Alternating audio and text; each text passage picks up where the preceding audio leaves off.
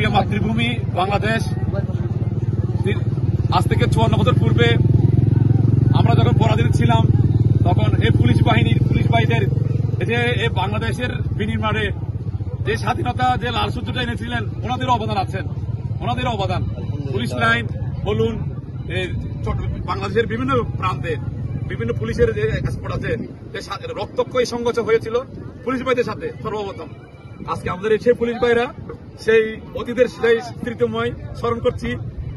7 জন বিশিষ্ট 9 জন sector commander সহ স্বাধীনতার যে মুক্তিকামী জনতা, মুক্তিযোদ্ধা এবং অসংখ্য মা বোনদের ইজ্জতের বিনিময়ে আমাদের এই বাংলাদেশ, আমাদের পুলিশ ভাইদেরা সে হারানো গৌরব, যেই লক্ষ্য উদ্দেশ্য নিয়ে আমাদের সোনার বাংলাদেশ বিনির্মাণের কথা ছিল। পৃথিবীর মাঝে আমাদের বাংলাদেশ হবে একটি শক্তিশালী, সার্বভৌমত্ব শক্তিশালী বাংলাদেশ। আমাদের পুলিশ বলুন, নৌবাহিনী বলুন, কোস্টগার্ড বলুন, আর্মি বলুন, যত বাহিনী আছে পৃথিবীর মধ্যে শক্তিশালী একটি বাহিনী হবে এবং বহির্বাসী আক্রমণ থেকে আমাদের বাংলাদেশকে, দেশের মানুষকে ওনারা হেফাজত করবে, দেশের মানুষকে ওনারা নিরাপত্তা দেবে। এদেশে কোনো বগাড়া থাকবে না, কোনো ইফটিজিং থাকবে না, কোনো সন্ত্রাসী থাকবে না, নিরাপত্তার অজুহাত বলতে কোনো থাকবে না। সবাই নির্বিঘ্নে নিরাপদে ব্যবসা যাতায়াত এখানে ভ্রমণ করবে।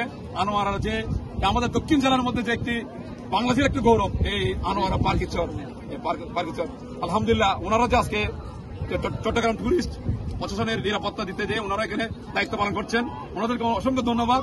ওনারা আগামীতে আরো জলকবল নিয়ে এবং মানুষদেরকে যত ভীতিকর সৃষ্টি না হয়, মানুষের সেবায় যেন ওনারা থাকে সে প্রত্যাশায় যাতে মানুষ নির্বিঘ্নে আসতে পারে। আগামীতে কর্তৃপক্ষের কাছে আমি সদস্য কামনা করছি যাতে মানুষ কোনো হয়রানি না হয়, এখানে আসতে গাড়ি নিয়ে নির্বিঘ্নে চলে আসবে, মা বোনেরা আসবে, ছাত্র ভাইরা আসবে, সবাই আসবে, আমাদের বাংলাদেশকেও সুন্দর উপভোগ করবে। এই আনোয়ারার মধ্যে যে একটি প্রাকৃতিক যে আল্লাহ আলহামদুলিল্লাহ যে অপর নিয়ামত, সমুদ্র, বিশাল সমুদ্র, ওখানে হাজার হাজার কোটি টাকার মাছ রয়েছে, গ্যাস রয়েছে, পানি রয়েছে, যে আমাদের সম্পদ এই বাংলাদেশের সেই সম্পদগুলো সুষ্ঠু বন্টন হবে, মানুষের কল্যাণে ব্যয় হবে, আমাদের ভাইরা নিরাপত্তা দেবে সে প্রত্যাশায়, সে কামনায় অসংখ্য মোবারকবাদ। আসসালামু আলাইকুম রহমতুল্লাহ।